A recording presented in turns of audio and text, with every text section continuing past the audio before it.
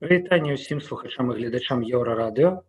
Мы ў жывым эфіры, гэта творчая кухня, сумесны праект нашай станцыі і беларускага пэн-цэнтра. Як заўжды, цяпер ужо ў студыі Еўрарадыё Павел Свярдлоў, выйшаўшы з хатняй самаізаляцыі, але як я бачу, наш сённяшні госць пакуль што знаходзіцца недзе у такіх хатніх умовах. Гэта спадару Сергей Дубавец, журналіст, пісьменнік, крытык. І яшчэ тут можна праз коску працягваць, у прынцыпе, далей. Прывітанне спадару Сергей. Прывітанне. Што ж, вы, Сергей, дома. Ці як ваше жыццё зараз? Ужо выйшла, вярнулася ў нейкую такую нармальную каляіну? Ці ўсё ж такі вы па-ранейшаму беражэцеся і нейкім чынам абмяжоўваеце сябе? Ну, мы уже привыкли, это по инерции такое існаванне отбывается. Дякуй Богу, что у нас под Менском свой дом со своей великой территорией. У нас куча дзяцей, я зараз их выгнал и с дзіцячага покою вяшчаю. И у дворы у великим там есть и бассейны, они могут бавиться, а мы яшчэ каля бассейну пальмы поставили. Такое адчуванне, что як бы на море поехали. Бок, у прынцыпе, для вас гэта абсолютно нармальныя комфортныя умовы, і вы не вельмі пакуталі праз гэтыя абставіны ўсе з коронавірусам? Ну, в прынцыпе, якая розніца, дзе сядзець за кампутарам. Творчы працэс з коронавірусам не забіць, не спыніць і не стрымаць. Ці стаў ён для вас так ці інакш пэўнай крыніцай натхнення? Ці заўважылі вы, можа, магчыма, што... Ну, я як ведаю, то шмат людзей, якія апынуліся ў самаізаляцыі праз тое, што ў іх проста не было чаго рабіць, праз тое, што жыццё адышло ад такога звычайнага кола выйшла, яны пачалі, у прынцыпе, і пісаць, і працаваць больш, і так далей. У вас? Я толькі гэтым і займаюся. Пішу ўсё жыццё, і рэдагую кнігі, і ось выйшла гэтым летам апошняя кніжачка такая «Каліноўскі на свабодзе». Гэта больш за 800 сторонок. Ну, это працы некалькі месяцаў заняло. Распавядзіце, што там. Ну, я-то разумею, што там, але найхутчэй не ўсе нашыя гледачы і слухачы. Гэту канцэпцыю. 20 гадоў таму у мяне была перадача «Вострая брама» на радыё «Свабода», і разам з суаўтарам маім Сергеем Харыўскім мы паднялі тэму магілы Каліноўскага. Тады пра гэта нідзе не было ані гуку, ані знаку. Тэма не толькі была забытая, але была наўмысна забытая, скажам, з боку літоўскіх гісторыкаў старэйшага пакалення. І вот з гэтай перадачы пра магілу Каліноўскага, якую мы, вядома, знайшлі дакументы, знайшлі сведкаў, знайшлі все пацверджанні неабходныя, знайшлі на замкавай гары, Вільні, там, дзе замак Гедыміна. Это адна з прычын, чаму яе там літоўцы схавалі. Прычым кропкава знайшлі на тым самым месцы, дзе яна рэальна і была. А пачалі там збірацца на дзень нараджэння Каліноўскага, ну, беларускія актывісты. І патроху тым часам пачалася традыцыя, яна трошкі раней была, ушанавання у Свіслачы братоў Каліноўскіх памяці. Пачала міліцыя хапаць гэтых людзей, хоць раней яны нармальна ўскладуць кветкі, скажуць там некалькі словаў і ўсё, а тут іх сталі штрафаваць, садзіць на суткі. З'явілася такая на 20 гадоў лінія, і яна ідзе праз усю гэтую кнігу. І тут некалькі такіх ліній. Тут лінія вот гэтых ушанаванняў і рэпрэсіяў, лінія, што адбывалася з магілай. Вы ведаеце, што пасля гара абвалілася, і косткі самі выйшлі на паверхню. Все это завершылася урачыстым пахаваннем на дзяржаўным узроўні ў лістападзе мінулага году. Гэтая лінія, у тым ліку тут і літоўскія археолагі, ўжо маладзейшае пакаленне, яны не так раўніва глядзелі на гэтую тэму. Лінія ацэнкі Каліноўская як пачынальніка палітычнай Беларусі. Вось. То бок кніга чакала свайго часу, ў прынцыпе, 20 гадоў. Гэта 20-гадовая гісторыя прысутнасці Каліноўскага у медыйнай прасторы беларускай, так ці інакш. Так. І гэтая кніга, яна спела. Яна выспявала, і ўрэшце яна саспела, і вот яна выйшла. Круто. Што я магу сказаць? Круто, што сярод нас захаваліся яшчэ, ёсць актыўныя людзі, якія пачыналі у канцы 80-х, як бы это сказаць, сваю барацьбу, да? Калі я нарадзіўся. Пачатку 80-х. Пачатку 80-х, у канцы. Я, дарэчы, вельмі хацеў бы з вамі пра гэта паразмаўляць, таму што чытаеш біяграфію Сергея Дубаўца на Вікіпедыі, і там проста все гэтыя назвы, все гэтыя асобы, да, ўсё абсалютна легендарнае. Адно за адно, за што не вазьміся. Першае, дарэчы, у мяне пытанне, якое ўзнікла па прачытанні гэтага артыкула. Адкуль у вас, вось чаму столькі псеўданімаў? Амаль як у Антона Павловича Чэхава. Там у яго, відаць, псеўданімаў 30-40 было за яго сатырычную кар'еру. Ну, у вас псеўданімаў 10 тут толькі пералічаныя. Сярод іх ёсць калектыўныя, ёсць... Гэта далёка не ўсе. І вось далёка не ўсе. А гэта была мода такая, ну, у тыя часы, ці гэта была неабходнасць. І можна было так, ну, сапраўды схавацца, захаваць сваю ананімнасць, скарыстаўшыся тым ці іншым псеўданімам. Ну і, канешне, чым яны тлумачацца. Гэта была прага пашырэння сваіх ідэяў, сваёй эстэтыкі. І хай гэта будзе не адзін аўтар, а 10 аўтараў. Таму гэта дзеля пашырэння. У нас была галоўная мэта пашыраць беларускі рух, у тым ліку і ў розных выданнях на паперы. І мы гэта рабілі ў тым ліку і такім чынам. Гэта быў такі тактычны крок. Умоўна кажучы, піша адзін чалавек, але здаецца, што іх 10. Так. Мне здаецца, што вельмі цікава. Прыкладна тое самае зараз назіраецца у сучаснай блогасферы, у тэлеграм-каналах, прынамсі. Да? Яны ананімныя, хто іх вядзе вельмі часта. Мы не ведаем, і цалкам магчыма, што там тузін папулярных тэлеграм-каналаў можа весці адзін таленавіты чалавек, вось такім чынам размяркоўваючы свае ідэі ці ідэі, якія ён лічыць вартымі па вялікай прасторы, на вялікую аўдыторыю і на абсалютна розную аўдыторыю. Як вы лічыце, вось... Нічога не змянілася. Да, это вельмі цікава, але мы зараз знаходзімся у такой... Я не ведаю, ці нагадвае вам той час, у якім мы зараз жывем, вось тое напружанне, да, тая незадаволенасць грамадска-палітычная, вашы 80-е і незадаволенасць Савецкім Саюзам у тым выглядзе, у якім ён існаваў.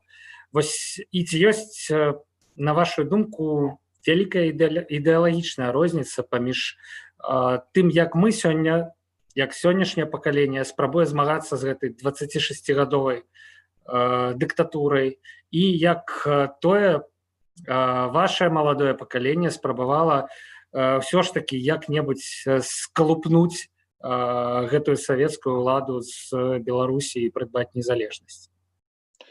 Мне не нагадвае гэта тыя часы, мне гэта нагадвае першую палову 19 стагоддзя, наша сітуацыя. Гэта таксама дыктатура, гэта таксама вельмі жорсткае абыходжанне. Адна праблема, што тады гэта была чужая расійская акупацыйная ўлада ваенная, а сёння нібыта мы ў незалежнай краіне, нібыта у нас як бы свой прэзідэнт, асобная Беларусь. Але вот гэты ўздым у людзях, ну нават не ўздым у людзях, а хутчэй адносіны ўладаў да людзей, да народа абсалютна адзін у адзін. Ведаеце, адзін з першых каментароў, які вось прыйшоў да нас у соцсеткі, вельмі чаканы, у прынцыпе, каментар мною, і ён гучыць вельмі проста: масонам привет. Вось як у сённяшняй сітуацыі, ну, патлумачу слухачам і гледачам, спадар Сергей Дубавец належыць да масонаў, не хавае гэтага, як я разумею. Вось як у сённяшняй сітуацыі, на чыім баку ляжаць сімпатыі, палягаюць сімпатыі масонскай ложы? Ці ёсць нейкая кансалідаваная пазіцыя на гэты конт? Ці на такія дробязі, як палітычная барацьба, сучасныя масоны не разменьваюцца? Яны, вядома, гэтым не займаюцца палітыкай, ну, прынамсі, у межах сваіх ложаў. Але ёсць такі масонскі лозунг, які часцей называюць лозунгам французскай рэвалюцыі: свабода, роўнасць, братэрства, але прыйшоў ён у рэвалюцыю якраз з масонства. То мы заўсёды на баку гэтых максімумаў.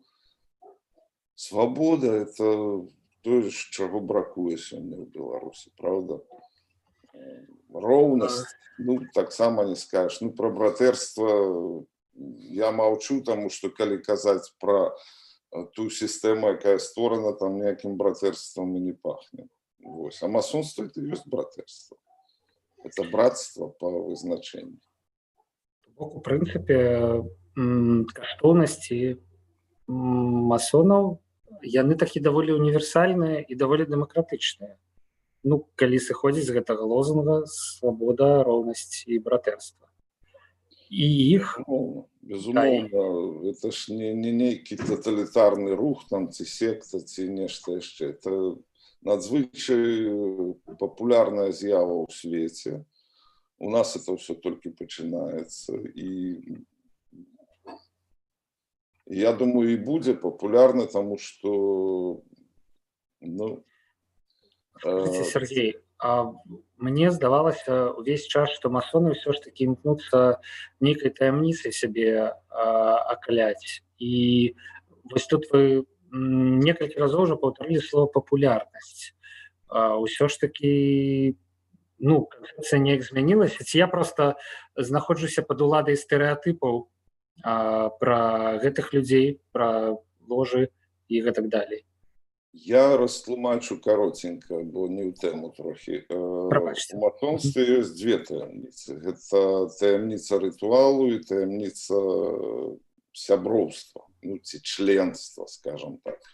Я не магу расказаць, хто масон, хто не масон, і я не магу раскрыць рытуал, які адбываецца ў ложы. Чаму існуе таямніца не называць брата свайго? Таму што, ну, вы разумееце, адносіны розныя і засцерагаецца як бы прыватнае жыццё і прыватная таямніца чалавека.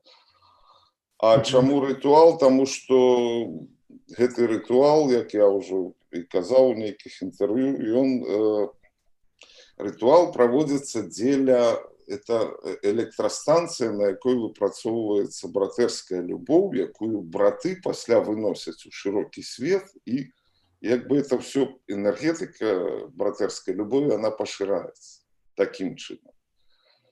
і каб гэты рытуал, эту электрастанцыю ніхто не захацеў там разбурыць, прафанаваць. Таму існуе вот гэтая таямніца. Больш ніякіх таямніцаў у масонстве няма. Ну, то бок ёсць нешта сакральнае, што ўсіх аб'ядноўвае, але дзейнасць накіраваная на вонкі, як бы. На то, каб запаліць сэрца, калі хочаце, і выйсці з гэтым запаленым сэрцам да сям'і, да сяброў, да калег, проста да іншых людзей. І такім чынам ствараць вакол сябе вот такую атмасферу любові. Гаспадар Сергей, вельмі слушна вы заўважылі, што мы, в прынцыпе, адышлі ад тэмы. Ўсё ж такі мы мусім у творчай кухні размаўляць пра літаратуру. Вось, ну, паспрабую не адыходзіць больш ад гэтай тэмы. Мушу у вас запытацца пра суадносіны ў вашым жыцці літаратуры і журналістыкі. Вось як вы думаеце, калі б вы не былі журналістам, публіцыстам, не сталі журналістам і публіцыстам, пра што б вы пісалі? Сталі б вы таксама і пісьменнікам? Прывёў бы ваш лёс вас да пісьменніцтва, калі б вы не трапілі у, як бы так сказаць, сумежную творчую прафесію? Ці ўсё ж такі, ну, я не ведаю, працавалі б зараз дзе-небудзь на абсалютна іншай прафесіі, да, на абсалютна іншай працы, можа, не звязанай нават з творчасцю? Я не ведаю, я просто, калі я пішу публіцыстыку, да прыкладу, я пішу як вершы. Як верш? Так, мне самае галоўнае, каб там была закладзеная энергетыка ў гэтую публіцыстыку, і закладаецца яна падобным чынам, як закладаецца ў вершы. Прычым это пішацца не пахадзіў, прадумаў і запісаў. Не, гэта ідзе просто такі выплеск вот этой самой энергии. Ну, бо это самое галоўнае, інакш эта публіцыстыка не будзе жывой. Ну, і вось на адной, як бы з адной рукі гэта фраза пра публіцыстыку як вершы, а ў іншай руцэ на 800 сторонак кніжка пра Кастуся Каліноўскага. Да, як гэта магчыма? Бо мне складана уявіць верш на 800 сторонак. Ну, шчыра, нават там вянок санетаў гэта не такі аб'ём. Нават раман у вершах на 800 сторонак людзі не напішуць. Як гэта суадносіцца? Ну, гэта вельмі шматжанравая кніжка, і все ж таки, калі я яе ўкладаў і рэдагаваў, я сачыў за тым, каб высякалася вот эта внутренняя энергия текста. Сутыкаются разные жанры, есть просто информация, есть разгорнутое эссе, есть интервью, полемика, там рецензия. И треба было это все сконфигуровать таким чином, как оно искрыло. Вот, а які яшчэ прынцып напісання верша. Таксама, каб ён іскрыў, або каб, ну, прамаўляў да сэрца. Бок нейкі ўнутраны рытм, нейкі адмысловы. Абсолютно. Это вельмі важна. Вы працуеце, ну, фактычна на глебе дакументалістыкі. Гэта ўжо, ну, лічыце, дакументальная літаратура, як я лічу, да? Тое, што было выдадзена там 20 гадоў таму. І заўжды дакументалістыка падавалася такім, ну, крыху акадэмічным, сухім і сумным жанрам. Жанрам для аматараў, эрудыраваных людзей, якім, ну, проста нечага не хапае, нейкай інфармацыі ў сучаснасці. І спроба неяк рытмізаваць гэта, неяк запаліць, ну, гэта вельмі цікава, як на маю думку. Акрамя Каліноўскага, чыя постаць, у прынцыпе, такая магутная і сама па сябе вялікая. Як вы лічыце, якія сюжэты, якія постаці могуць быць у цэнтры такіх кніг у Беларусі? Ну і ці ёсць якія-небудзь планы на будучыню? Ну, у мяне год назад выйшла кніжка, я таксама яе прынёс. Это Так. фактично книжка про Алеся Юркойца. Вы ведаеце, что это беларускі мытнік, беларускі краязнаўца, які потрапіў под суд. І калі я пісаў гэтую кніжку, а я схадзіў на ўсе 50 судовых паседжанняў, ну, бо мне важно было пераканацца, што гэта фальшывы суд і ён абсолютно незаконны. И отбывался незаконно. Я писал падрабязна этот суд, а параллельно я робил всякие литературные реминисценции, и ну, за основу я взял процесс Франца Кафки, и нават эпиграф у этой книжцы «Хтосьці, відаць, узвёў паклёп на Йозефа К. Бо не зрабіўшы нічога дрэннага, ён потрапіў пад арышт». І я стараўся таксама, каб у этой кнізе была вот эта энергетыка кніжная. Ну, спадзяюся, што нешта з гэтага атрымалася, таму што ну, я много думаю, я добра ведаю Алеся Юркойца, я цудоўна ведаю, што гэты чалавек ніколі ну, просто по прыродзе сваёй не здатны на нейкае. Яму тут прыпісваюць нейкі хабар, які нічым не даказаны. Ну, это... Я думаю, яго увапхнулі за ягоную актыўную дзейнасць напярэдадні юбілею паўстання Каліноўскага, калі з ініцыятывы Алеся быў пастаўлены помнік у Астравецкім раёне паўстанцам Каліноўскага, і калі Алесь арганізаваў Касінерскі фэст. І вот тут КГБ яго вырашыла прыхлопнуць, хоць па ўсёй цывільнай уладзе все было ўзгоднена. Это не першая імпрэза, якую Алесь ладзіў у Астраўцы. Это ўсебеларуская імпрэза, там меліся прыехаць людзі з усёй Беларусі, артысты, паэты. Ну і яго проста увапхнулі ў групавую справу. Я вот не ведаў, як такое можа быць, я хадзіў на ўсе гэтыя суды. Я пераканаўся, што можа быць. Просто міма брутальна ўсіх законаў, міма ўсяго. То бок атрымліваецца, што героем кнігі можа стаць і наш з вами сучаснік. Не абавязкова быць Каліноўскім. І гэта ўжо нейкая творчасць на мяжы публіцыстыкі і літаратуры. Ну, вся публіцыстыка, як я на яе гляджу, яна ёсць літаратура.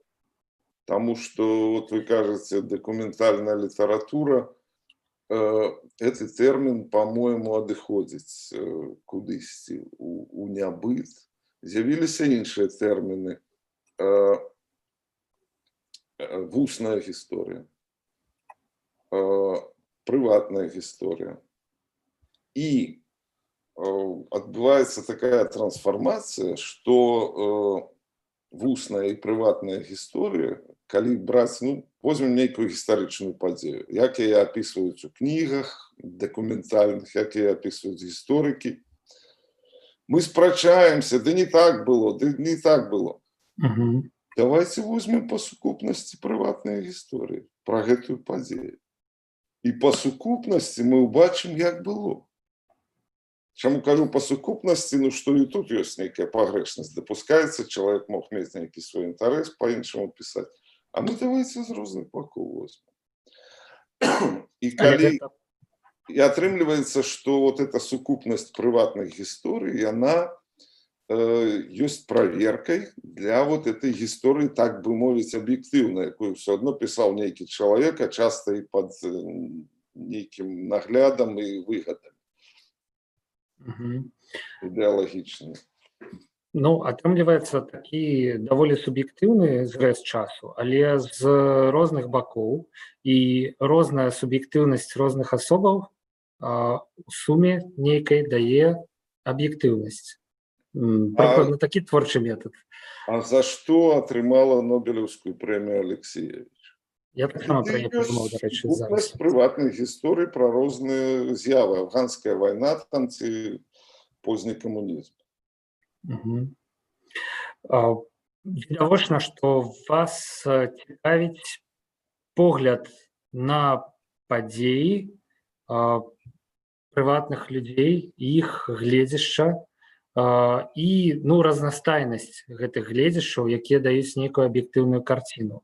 Гэтак я спрабую выруліць на важную тэму нашай сённяшняй размовы. Гэта кніга ў бітвах і вязніцах, успаміны Станіслава Шумскага, нашага земляка, пра жыццё ў Беларусі ў першай палове 19 стагоддзя.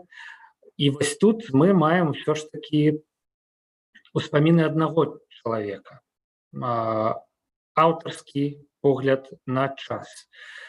Як у гэтай сітуацыі вам падаецца гэта цікавым?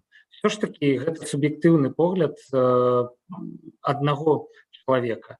Але вы ўзяліся за гэты погляд, за гэтую працу, і атрымалася вось што? Не аб'ектыўная карціна атрымліваецца. Нейкія штрыхі да часу, замалёўкі да часу. Тое, што мы пра гэты час не ведалі, але ўсё ж такі суб'ектыўнае. Тут такая рэч, што Шумскі, пачынаючы пісаць успаміны, ён кажа, што я не пішу гісторыю.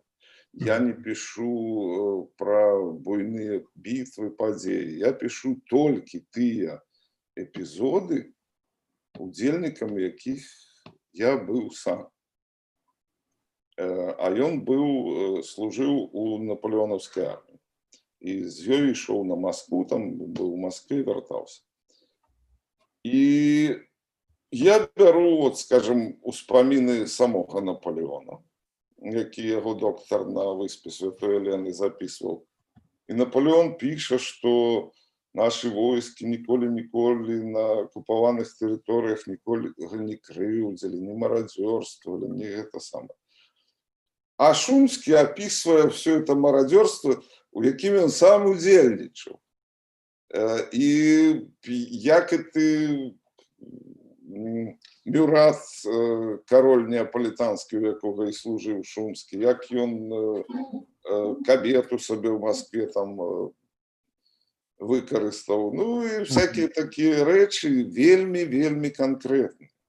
Прычым это чалавек высокай годнасці, і ў мяне няма падставаў яму не давяраць, як і ў яго няма падставаў хлусіць. Я не бачу проста падставаў.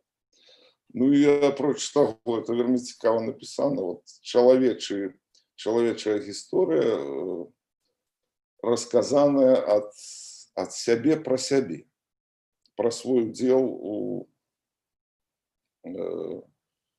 гэтым жыцці 200 гадоў таму.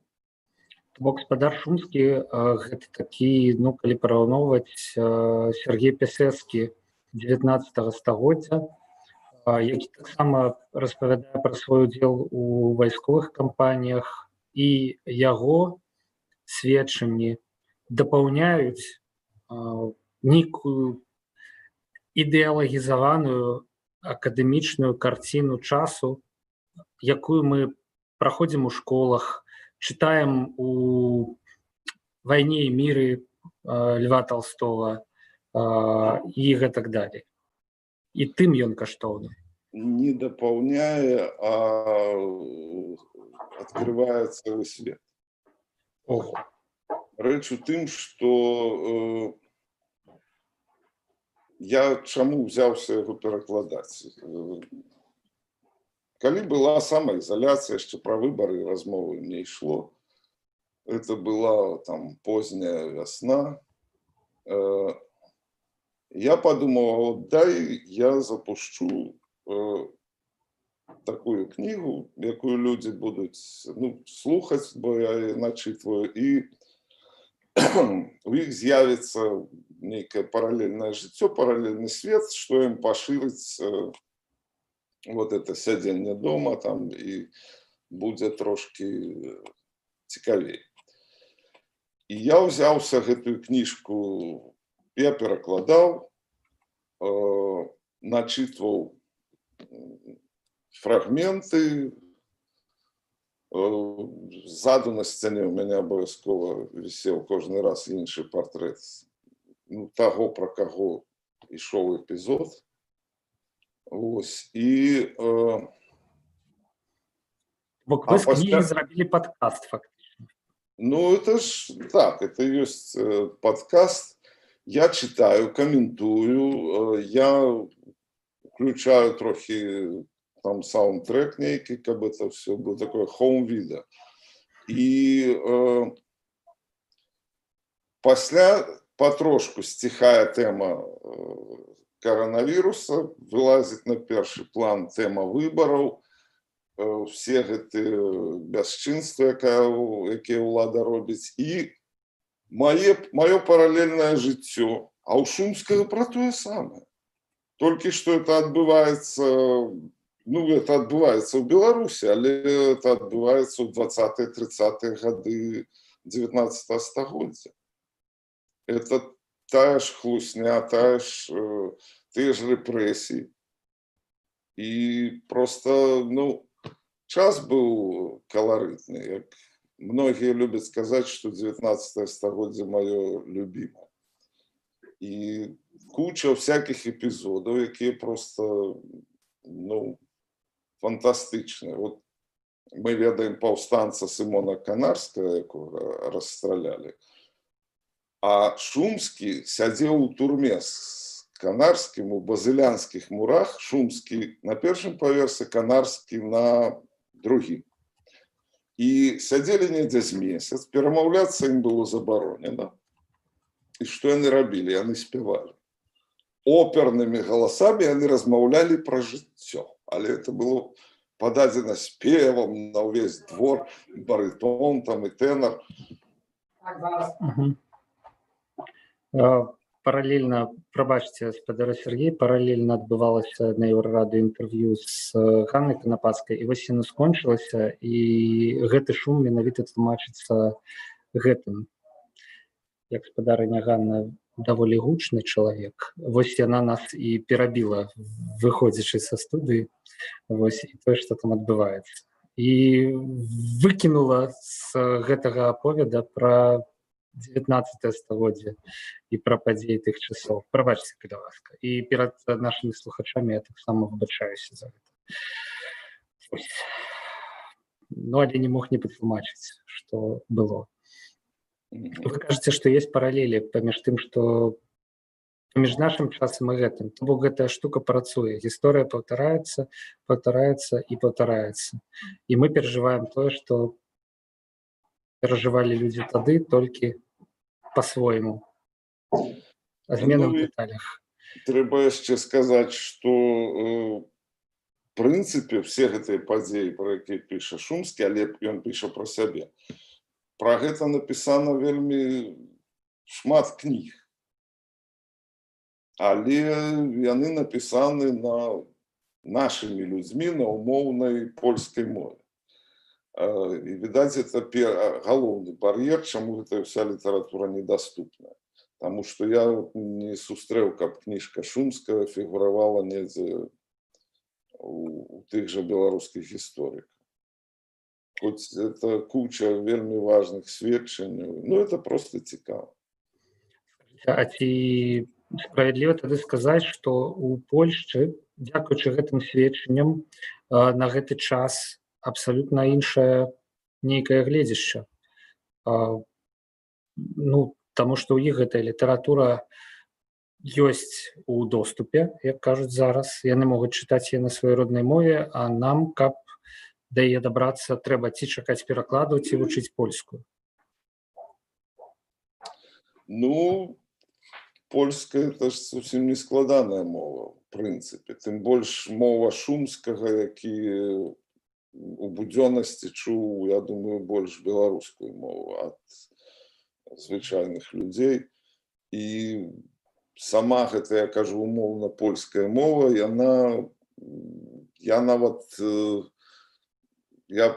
сам пражыў у Вільні 20 гадоў, і мова віленскіх беларусаў, якая больш аўтэнтычная, чым мова цяперашніх менскіх беларусаў, яна стылістычна, акцэнтна, па вельмі вялікіх параметрах яна такая, як от мова віленскіх беларусаў, мова шумская.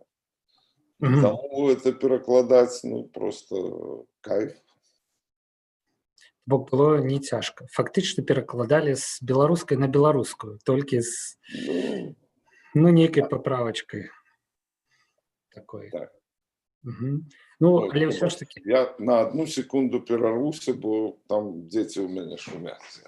Добра, я тады зараз крыху займу час. Сябры, больш за паўгадзіны мы ўжо знаходзімся ў жывым эфіры. У гасцях творчай кухні зараз пісьменнік і журналіст, ну, але дакладней, канешне сказаць, публіцыст Сергей Дубавец. Мы размаўляем шмат пра што. Пагутарылі крыху пра масонаў, пагутарылі крыху пра тое, чым наш сённяшні час, наша сённяшняя беларуская сітуацыя падобная да сітуацыі апошніх савецкіх гадоў. Што праўда, на думку Сергея, яна больш падобная на пачатак 19 стагоддзя, і гэта было вельмі цікавай думкай і адкрыццём для мяне, што той рэжым, які ў нас усталяваўся зараз, што тая сітуацыя, у якой апынулася Беларусь зараз, яна больш падобная не на апошнія савецкія гады, а на часы, калі Расійская імперыя пасля апошняга падзелу Рэчы Паспалітай прыйшла на беларускую тэрыторыю. Гэта я, Сергей, пераказваю тым, хто, можа, далучыўся нядаўна да нашай размовы. Яе змест тое, што вам падаецца нашыя часы больш падобнымі да тых часоў, калі Расія прыйшла пасля трэцяга падзелу Рэчы Паспалітай на Беларусь да пачатку 19 стагоддзя. Ну і да гэтага ж часу, дарэчы, адносяцца ўспаміны Станіслава Шумскага, тутэйшага жыхара, які ваяваў у арміі Напалеона. Я так разумею, дайшоў да Масквы, быў сведкам тых падзеяў, якія там адбываліся, і нешта было далей. У прынцыпе, мне здаецца, што час такім чынам пачытаць. Мы ўжо з усіх бакоў выйшлі на гэты час і крыху абмеркавалі нават саму кніжку. Гэта ён, так? Гэта Шумскі. Станіслав Шумскі. У маладосці, а гэта ў старасці. Это яго барэльеф працы Генрыха Дмахоўскага. Ну, мала хто ведае, хто такі Генрых Дмахоўскі. І два словы скажу літаральна. Гэта скульптар, які у Вашынгтоне, у Кангрэсе зляпіў бюсты ўсіх першых прэзідэнтаў США, якія зараз там стаяць. Пасля гэта ён вярнуўся на радзіму і ў часе паўстання Каліноўскага ў Дзісінскім павеце ўзначаліў паўстанскі атрад і вельмі хутка загінуў. От такія ў нас людзі. Мало хто пра іх ведае, ну, это гераічныя, суперталенавітыя людзі, но... Вельмі цікава. Насамрэч, кажуць, што нашыя часы – гэта часы глобалізму. Але, ну, калі чытаеш, колькі нашых суайчыннікаў праяўлялі сабе у тых жа Злучаных Штатах Амерыкі падчас іх станаўлення па той бок акіяна, колькі людзей рабілі гісторыю іншых краінаў, а былі паходжаннем адсюль, ну, то пачынаеш, у прынцыпе, сумнявацца ў тым, што ізноў жа нашыя часы нейкім грунтоўным чынам адрозніваюцца ад таго, што было раней. Хіба што ўсяго стала больш, усё стала хутчэй. Але беларусы заўжды былі актыўнымі далёка, ну як беларусы, да? Тутэйшыя жыхары былі заўжды актыўныя за межамі Беларусі таксама. Ну што вы настроеныя пачытаць? Я, дарэчы, вось пакуль вас не было, крыху прагартаў гэтыя эфіры, гэтыя ютубаўскія ролікі, і так сапраўды Сергей Дубавец не падмануў, кожны раз за ім вісіць нейкі новы партрэт. Нейкі партрэт, які характарызуе менавіта той кавалак, які ён зараз чытае. Што можна пачытаць зараз, які партрэт зараз вісеў за вашай спінай? Я, можа быць, буду нешта выбіраць і чытаць, бо я тут гляджу за многа сабе павыбіраў. І Вы будзеце чытаць з экрана, я так разумею. Тут няма папяровай кніжкі такой.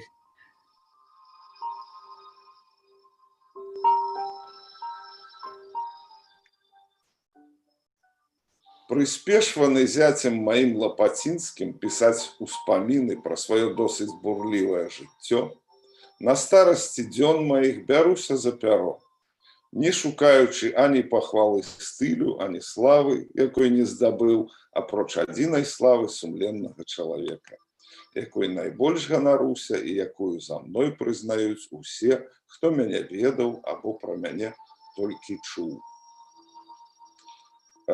Это самы пачатак кнігі, і паколькі я яе там жа і каментую, я дадам і каментар. Чаму я перакладаю ўспаміны Станіслава Шумскага? У дзяцінстве я любіў чытаць кніжкі пра амерыканскіх індзейцаў, якія змагаліся за сваю свабоду. Пазней я даведаўся, што мы, беларусы, нашы продкі, такія ж свабодалюбныя людзі. І калі 250 гадоў таму нас захапіла расійская імперыя, мы таксама змагаліся супраць рабства. Толькі кніжкі пра гэта напісаныя пераважна па-польску, і таму мы мала што пра гэта ведаем. Напрыклад, пра тое, куды падзявалася вялікае княства літоўскае нашых продкаў. І як у нетрах заваяванай краіны нараджалася іншая і новая цяперашняя Беларусь. Дарэчы, куды падзявалася вялікае княства літоўскае, Шумскі піша, што у паўднёвай Польшчы, в сэнсе, калі адбыліся падзелы Рэчы Паспалітай, то як бы все тут і засталіся, ці нехта выехаў у Парыж, не. Масава, абсалютна шляхта пайшла у паўднёвую цяпер Польшчу. Тады это была пад прускім урадам тэрыторыя. Гэта Чаму менавіта туды? Не даходзячы Татраў, ёсць такія горы Бяшчады у Польшчы, і вот там яны все аселі. Там маса каларытных всяких эпізодаў апісвае Шумскі. Таму што там было цёпла і хораша? Таму што там іх было не дастаць? Ну, адным словам, пасля, калі ён падарослеў, ён вярнуўся ў Вільню, ён скончыў Віленскі універсітэт, і калі прыйшла напалеонаўская армія, ён папрасіўся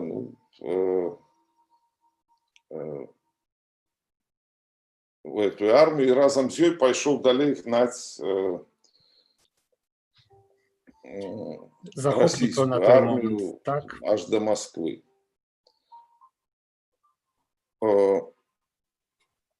Вёска родавая Шумскага называлася Завер'е. І вот я трошки яе апішу. Сёння вёска на Браслаўшчыне каля Слабодкі, добра вядомай сучасным беларускім мастакам. Ну, туды возяць з інстытуту на пленэры. А Бяльмонт, яшчэ адзін шляхецкі маёнтак, па-іншаму яго называлі двор Альгердаўшчына.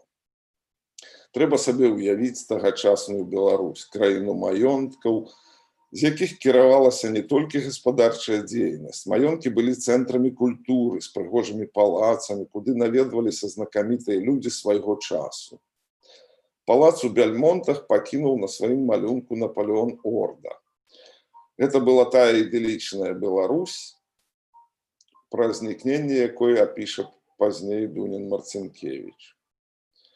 А яшчэ прысутнасць тут неапалітанскага караля Мюрата, які выгнаў расійскага маршала Барклая де Толі з маёнтка венецыянскага графа Манучы, сведчыць пра тое, наколькі шчыльна наша краіна была ўпісаная ў еўрапейскі сусветны кантэкст. Расійская акупацыя і пазнейшы калгасны лад усё гэта зруйнуюць, ператварыўшы край у аднастайную бядацкую прастору чалавечых слёз і пакутаў. А Бельмонты знікнуць у складзе вёскі ці на цяперашні лад аграгарадка Ахрэмавічы. Сёння Шумскі дакладна не разабраўся б, куды ён прыбыў. Ну, бо няма ніякіх слядоў. І, дарэчы, яшчэ пра адзін маёнтак, які мяне самога ўразіў. Гэта Астроўна, дзе Шумскі ўзяў удзел у першай бітве. Што сёння шырокай публіцы кажа назва Астроўна? Ну, і мне таксама, дарэчы. А варта прыгледзецца і ўбачыш сярэднявечнае мястэчка з магдыбургскім правам і, натуральна, з ратушай, з велічным рыцарскім замкам, а вось яшчэ касцёл Найсвяцейшай Троіцы, а вось кляштар дамініканаў, а вось сінагога. У Астроўні, між іншым, нарадзіўся славуты канцлер Леў Сапега. Можна хіба толькі ўявіць сабе, што ўся Беларусь была такая, і якой бы яна была, калі б усё гэтае багацце дайшло да нашых дзён. Але з прыходам сюды расійскай і пасля савецкай улады славутая гісторыя спыняецца, ад яе застаюцца руіны і поўнае забыццё. Цяжка перадаць пачуцці, калі чытаеш, што у 2005 годзе магдыбургскае мястэчка, то бок са сваім самакіраваннем, атрымала статус аграгарадка. І прабачце, у мяне абсалютны разрыў шаблона, як кажуць, да? Я не разумею, калі вы чытаеце з кнігі, а калі вы пачынаеце... Я кажу, што, Сергей, я не разумею, калі вы чытаеце з кнігі, а калі вы пачынаеце рабіць лірычныя адступленні. Ці гэта ўсё было, як бы так сказаць, тлумачэнне. І ў мяне абсалютны разрыў шаблона. Я ж кажу, вось усё, што вы зараз распавялі, наўпрост магло быць напісана у кнізе і выкладзена, і гэта вельмі цікава было б слухаць і чытаць. Але я так разумею, што это былі тлумачэнні збольшага, так? Ну, гэта адно кіно. Это, Так, гэта адно кіно. І вось яны ідуць на Маскву, яны бяруць удзел у гэтай барадзінскай бітве, якая, аказваецца, барадзінская, это, аказваецца, расійская назва. А ва ўсім свеце яна называецца Можайская. Ну, я сам для сябе тут перыядычна раблю адкрыцці. Ну, вось крыху Шумская, уласна. Назаўтра, пасля таго, як штурмам быў узяты Смаленск, мы ўвайшлі ў места, якое яшчэ курылася пасля бамбардавання. Кватэру мы знялі ў разрабаванай аптэцы, у якой я заўважыў досыць вялікае вядро павідла, кіславатага і вельмі смачнага. А мы не мелі чаго есці, апроч рысу, без масла. І мы давай запраўляць рыс павідлам. Але як жа мы падмануліся, калі па пэўным часе нас парвала жудаснае развальненне страўніка, бо павідла тое было тамарындам, як нам сказаў адзін лекар, што даецца для ачышчэння. Страшная дыарэя, трэба сказаць, панавала ў нашай арміі так шырока, што цэлыя палкі на маршы штомомант выскоквалі з шэрагу на бок дарогі, каб справіць патрэбу. І не раз можна было насмяяцца, бачачы, як дзесяткі і сотні жаўнераў, прысеўшы на кукішкі, абапёршыся на карабіны, з рукой пры шапцы на знак пашаны крычаць «Віват імператар», калі той праязджаў міма, бо без гэтага энтузіязму ў дачыненні да яго ніколі не абыходзілася пры ягоным з'яўленні.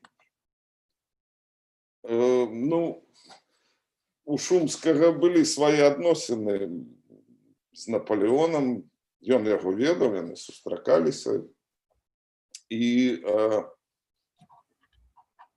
пры ўсім абсалютным захапленні гэтым найвялікшым чалавекам часам усё ж таки, вот это беларускі характар, часам усё ж таки такая праслізвая канкрэтная іронія у адносінах, ну,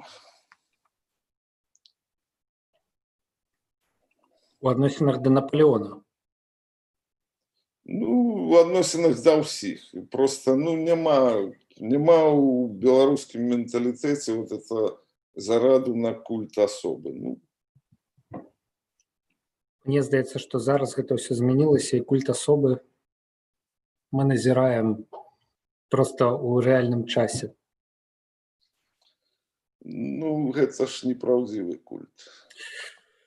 Ох, Это культ сябе для сябе. А сапраўдны дыктатар ніколі народ не назаве народзец. І ніколі не будзе так мізантрапічна глядзець на людзей. так, сапраўдны дыктатар разумее, што яму не цікава, каб яго любілі пад прымусам. О, так ясна. Вось. І прачытаю такі каларытны эпізод. Значыць, Шумскі пры штабе служыць, і Наполеон у Маскве, Шумскі з корпусам караля Мюрата у Тарутине, двухтыднёвае замірэнне паміж расейцамі і французамі. І Шумскі, капітан Шумскі, ён выконвае функцыі кур'ера, возіць дакументацыю ад караля да Наполеона. Службы амаль не было, апроч чаргі, што прыпадала на 2-ю і 3-ю ноч, калі трэба было ад 10-й вечара да 4-й раніцы праязджаць па лініі і лічыць варожыя агні. А ранкам рапартаваць каралю, ці болей тых агнёў робіцца, ці меней, мяркуючы па іх пра павелічэнне ці змяншэнне арміі, якая стаяла перад намі. Гэтыя звесткі кароль кожныя некалькі дзён пасылаў у Маскву Цэзару на расстаўленых кожныя некалькі дзесяткаў вёрстах конях своеасаблівай пошты. Для гэтага задзейнічаныя былі уланскія, гусарскія, кірасірскія і карабінерскія коні. Дзень і ноч асядланыя. Ад заставы да заставы, дзе толькі заўважылі каго з нас, што ляцелі галопаў, давалі знак спыняцца, і так не сядаючы нават з лёгкага уланскага ці гусарскага коніка, перасоўваўся чалавек на цяжкага карабінерскага і далей зноў ляцеў да наступнай заставы тым самым парадкам, бо на дэпешы была пазначаная гадзіна выезду. Гэткім чынам за няпоўныя 3 гадзіны мне ўдалося 3 разы адбыць тую дарогу 80 вёрст ад Таруціна да Масквы. Першы раз, калі адбываў гэткае падарожжа, летучы да Крамля, я ўскочыў у вуліцу, разгарачаную полымем, якое нішчыла горад.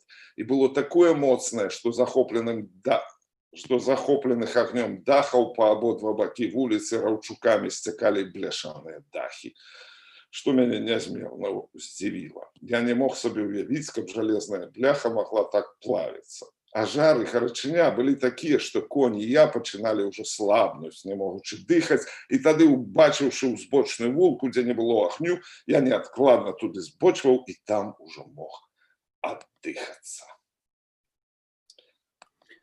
Я гляджу, што мала часу застаецца нам. Мала часу застаецца, але адчувальны стыль у тым, што пісаў Шумскі, у тым, што вы чытаеце.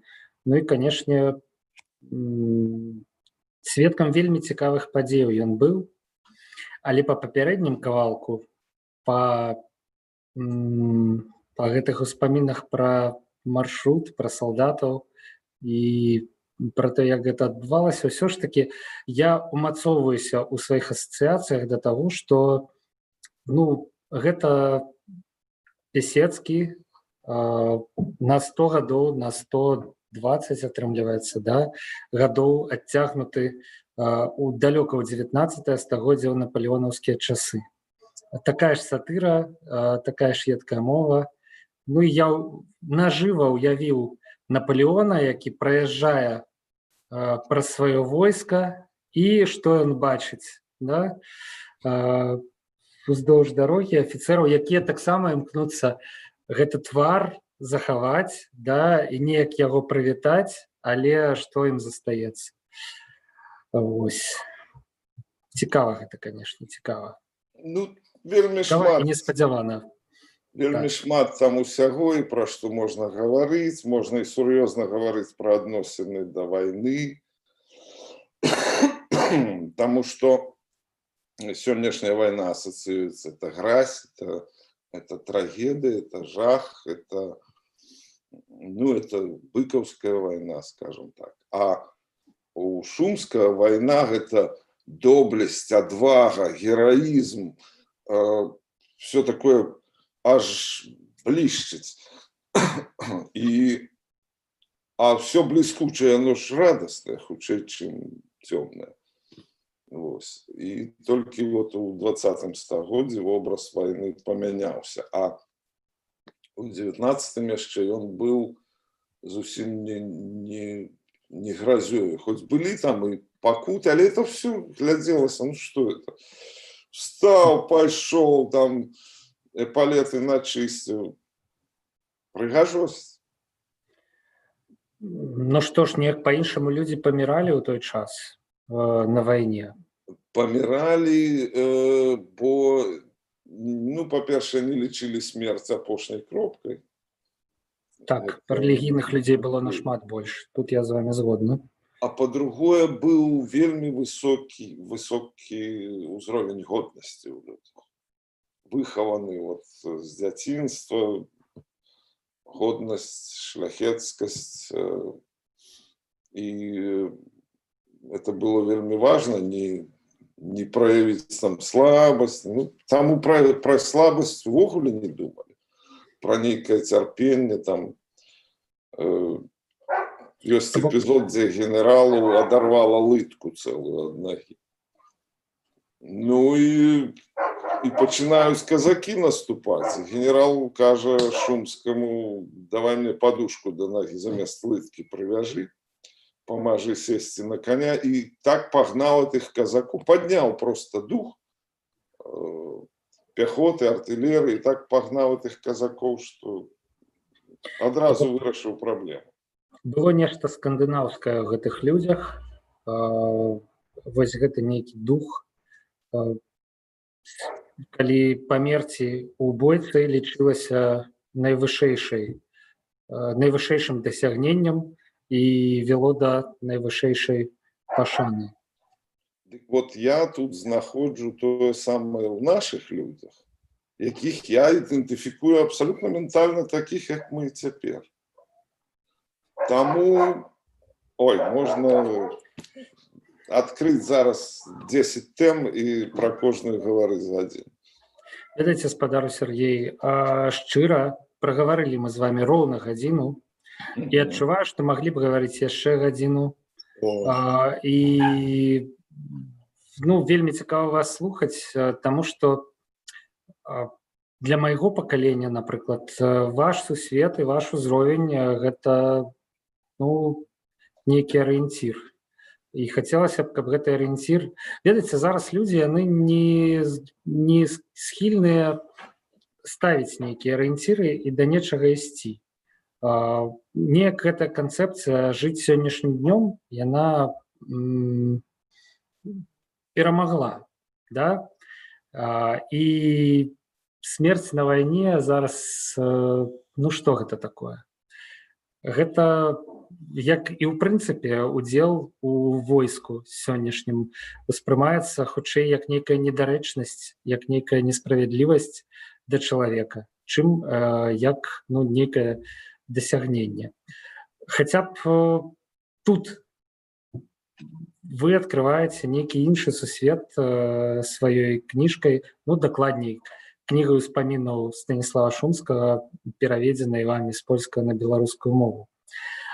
Але ўсё ж такі хачу дапытаць. Вы чытаеце з манітора, гэта значыць, што кніжка яшчэ не выдадзеная. Я проста абсалютна не ў курсе. Да? Такую кніжку я б набыў. Але...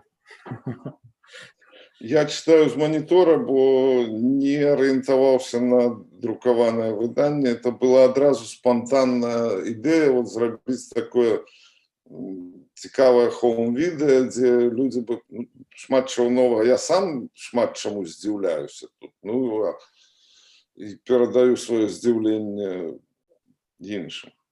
Вось. Таму што, каб выдаць такую кніжку, ну, это трэба яшчэ сур'ёзна дапрацоўваць. А я раблю такі, я раблю чысты пераклад, пасля раблю трошки адаптацыю пад чытанне. Бо, ну, хоць бы і сказы тут такія кіламетровыя, што адразу і не прамовіш. Але это вельмі каларытна па-свойму.